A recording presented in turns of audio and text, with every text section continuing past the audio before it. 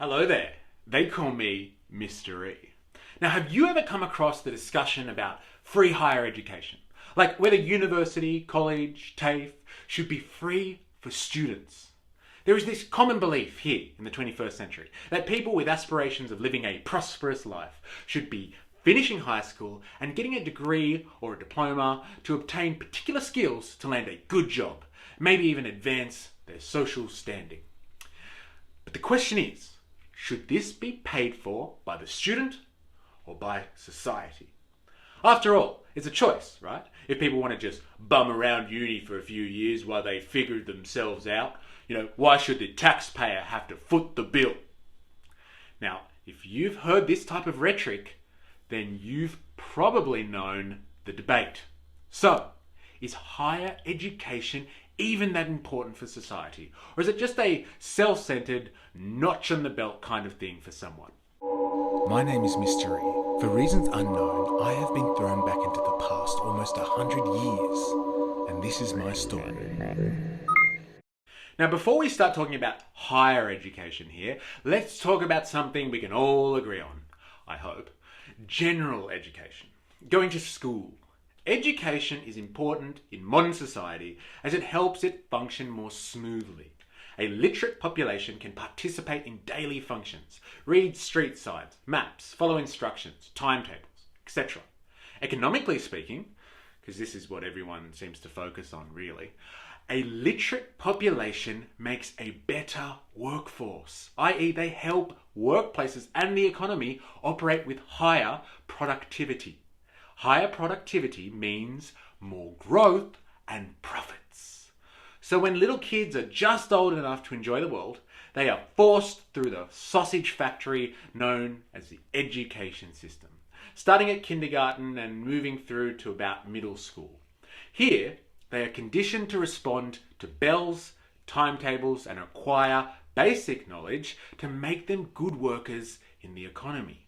Senior high school is not mandatory. So if the economy can't wait till they are young adults, they can be sapped up faster if required.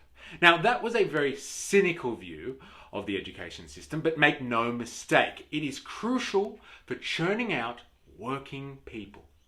Now, this is what the higher education system is also for. It supplements this process. But I thought university kids just get arts degrees, smoke pot, and end up being a burden on the system. Yes, some students end up being academics. They make the horrendous life choice of wanting to contribute knowledge to the human race. How outrageously selfish. But let's be clear, modern universities are not just philosophy schools for discussing theory. But the point of this video is not to praise the modern university system, okay? Because I actually think it's been corrupted. Like everything in this world, it's influenced by money and it operates like a business. No, I want to point out the general effect of higher education and its importance for us all, collectively. Here we go. Higher education helps reduce inequality. Now to this I often hear, well, why hasn't inequality decreased since education has increased then? Explain that one. Okay, education has increased across society for all people together, so the inequality range has just shifted upwards instead of being cancelled out. So the inequality disparity we see today would have been worse if general education didn't become more accessible after the World Wars. And the types of inequality that I'm referring to here is income inequality. Income inequality, the difference between the highest earners and the lowest, can be reduced where access to education, and importantly, higher education, increases. In a merit-based society, which we supposedly live in, the higher the skills you can obtain through university or college, the more you can theoretically make on the market. Now, the second common question is, well, why then in the US do you have all these highly educated college graduates who have no work? A key factor in this equation is supply and demand. Okay, one's skills must be somewhat relative to demand for tertiary educated people. then there can be an impact on reducing income inequality. It is the job of a healthy education system to ensure that education is available and accessible in areas where demands set by technology and innovation are. Then you will start to have a more equal distribution of income from labour. Now, if a particular industry is booming and needs more engineers, a healthy higher education system would respond to that need. If an education system is not designed to assist industry and the economy, but acts like a business, it's no longer serving the people or society. More accessible and egalitarian higher education is a social construct. It is completely at the will of society.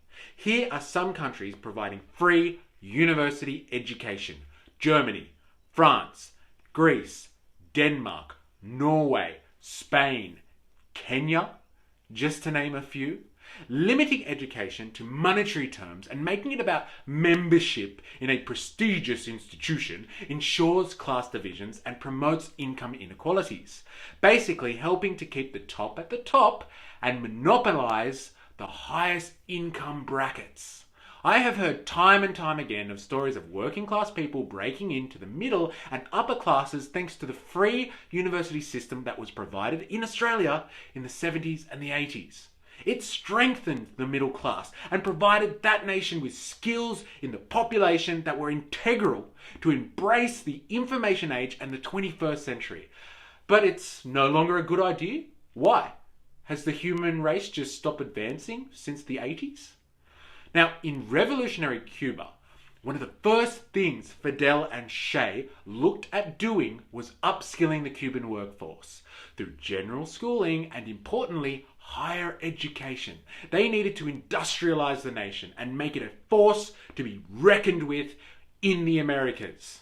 A society that is looking to progress will look beyond petty class distinctions in order to educate its population to be more competitive in the global economy. Now, if you think free education is a bad thing, then not providing it is only hurting your nation's interests in the long run. Think of free education as an investment in your country's future.